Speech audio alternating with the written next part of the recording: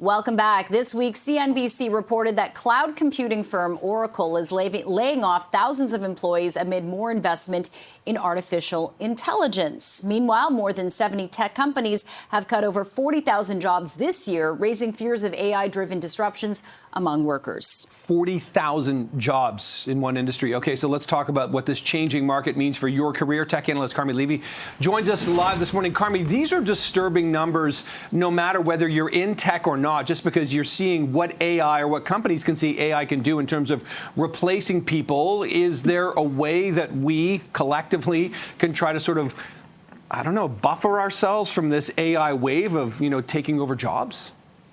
There certainly is. I mean, we have to kind of look at the overall market. What is changing is that AI is moving into places that were previously occupied by research-heavy roles, repetitive roles. It's kind of moving up the food chain. So I think everyone, no matter where you are in your career, no matter what kind of level you're at in an organization, you have to look at your role and ask yourself, how vulnerable am I to this being either complemented, overlapped, or completely replaced by AI? And so we have to sort of look at the employment contract, so to speak, the way we're employed, as less employee, more entrepreneurial. How do I confirm my value? Am I measuring what I'm doing? Am I understanding my impact on the organization? And am I also analyzing my specific job for AI vulnerability? And a lot of people aren't doing that. And unfortunately, they're realizing they're a lot more vulnerable than they probably should be. So little introspection on the job that you're doing, seeing yourself less as an employee, more as someone who has a number of skills that can be leveraged for the benefit of a company.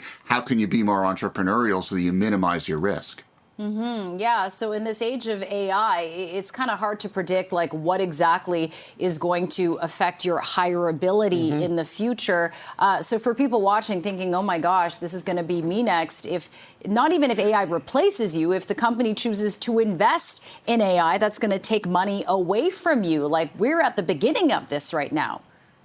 We absolutely are. And the headlines are kind of scary. Of course, that's what gets the attention. But the reality is companies still need things, they need human intensive roles. They still need humans to take what AI generates and analyze it and figure out how to drive it, how to drive the company forward.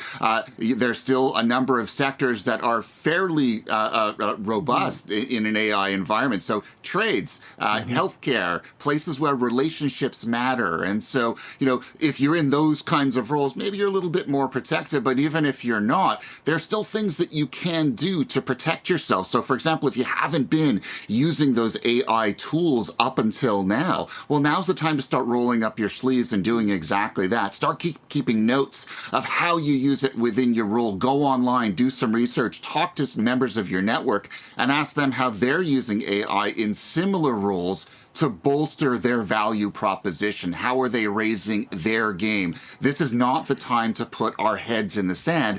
This is our time to kind of look at this technology that's threatening our work and asking ourselves, how can we use it to be even better workers, to be less at risk to being replaced? It's interesting, Carmi, because I don't know if it's head in the sand, but, if you're a worker, maybe in your mid-40s, you've got a job, a career, a mortgage, a family, and, you've kind of got your life running in this steady area, and then AI comes and threatens all that.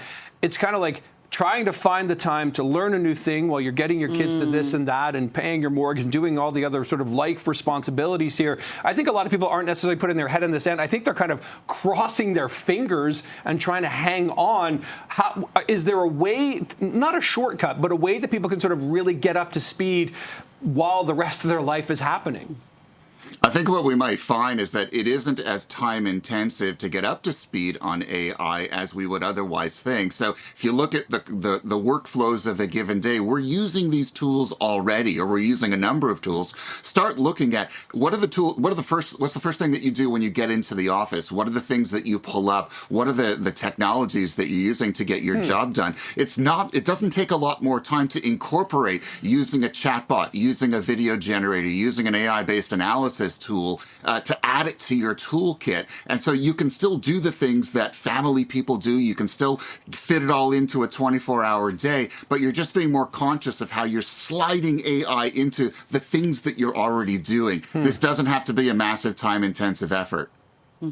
Okay, that is tech analyst Carmi Levy joining us live this morning. Thanks so much for your time and your thoughts. Appreciate it. Thanks, Carmi.